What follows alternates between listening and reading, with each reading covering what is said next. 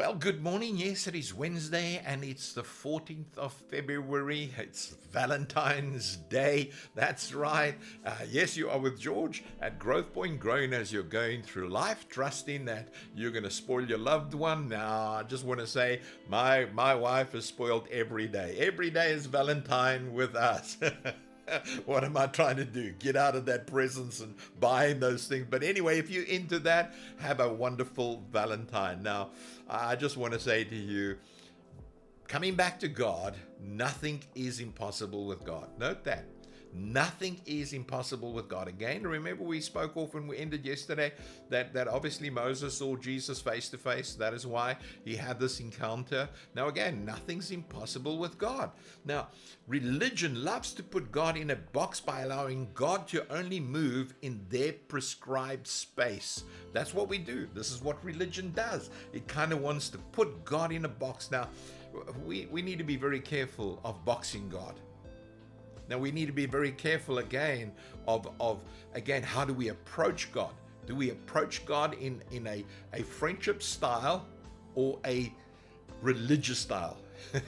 Now, if I mean by that is, again, we sometimes become so religious that we miss out on the blessings of God because we want to box God. Now, I want to say this to you. If you're a Christian, and I've been a Christian some time now, I only do that what is possible for me to do. And I let God do the impossible. And sometimes we want to take the work of God out of the hand of God and do it ourselves. No. Moses, what did he do when he stood there before the Red Sea? He looked at it and he said, God, how are we going to get across? There's no way. The army is right behind us. The Egyptians are going to kill us. Now, I brought this people out to be massacred. Yeah, on this beach. I mean, it's going to be the worst day of our lives. That they come in, they're getting closer. We can hear the chariots. What does God say to him? I want you to do the possible and allow me to do the impossible. So what is in your hand? And then he instructs Moses what to do by raising the staff over the sea and begin to speak. And what happens? Notice that. This is important. It never happened straight away, overnight. While he went back to bed and he said, God, I don't know what's going to happen, but I'm leaving it with you. I've done what you told me. I've done the possible, my possible. I've done what you told me to do, to reach out the staff.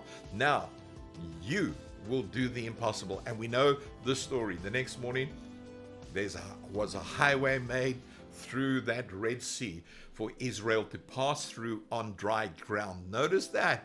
God even dried out the ground for them. He paved the way for them. But we know the story. As the Egyptians became behind them, what happened? Their chariot wheels started sticking in the mud.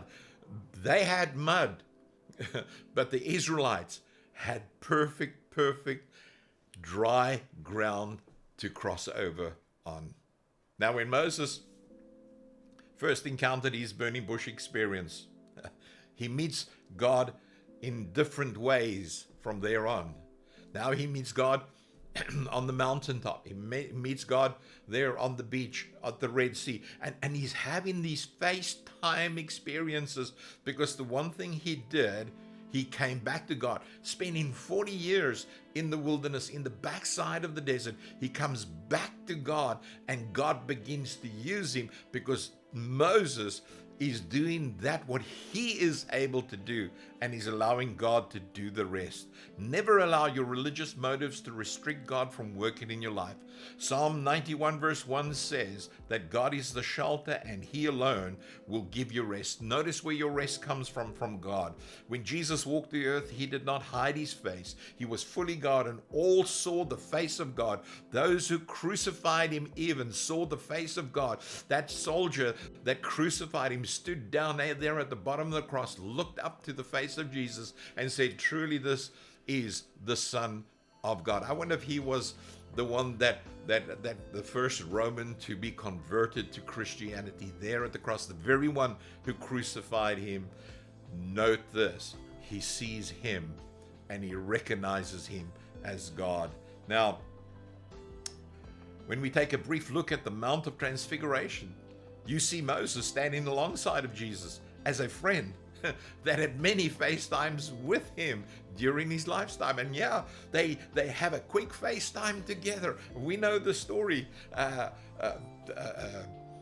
Peter, I'm trying to get all these names. Peter was then saying, Lord, let us build these 3 tabernacles, one for you, one for Moses, one for Elijah.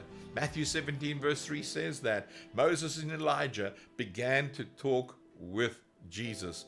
Psalm 91:15 says this, call on me and I will answer. So come on this Wednesday, on this Valentine's Day, come back to God, call upon his name, and there begin to have FaceTime with God.